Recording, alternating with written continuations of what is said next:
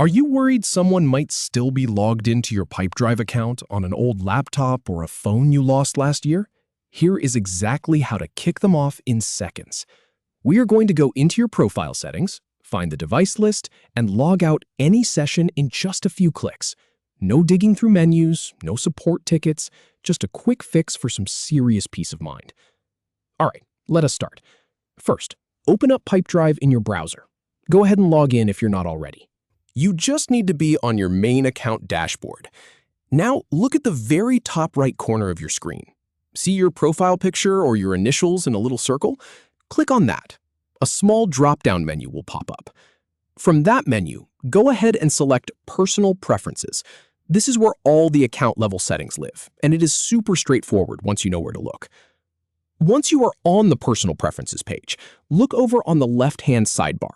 You will see a menu with a few different options. Click on the one that says Your Devices. This is the command center for every single login session connected to your account. Now, just give it a moment to load. This page might take a second or two to pull up the full list of active sessions, especially if you have a lot of them or you are logged in from several places at once. Just wait for the list to appear. All right, here is the list. Now, scan through it carefully. You will see each device listed with some details, usually the device name and maybe the browser or operating system. Locate the one you want to sign out. That old work computer, a tablet you gave away, whatever it is. And here is the really important part. Right next to that device entry, you should see a Log Out button. It is usually a small link or a button right there on the same row. Do not overthink it. It is very clearly marked.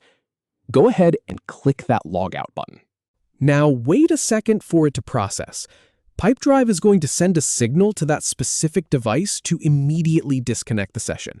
This might take just a few seconds. I have tested this myself, and it is usually pretty instant, but patience is your friend here.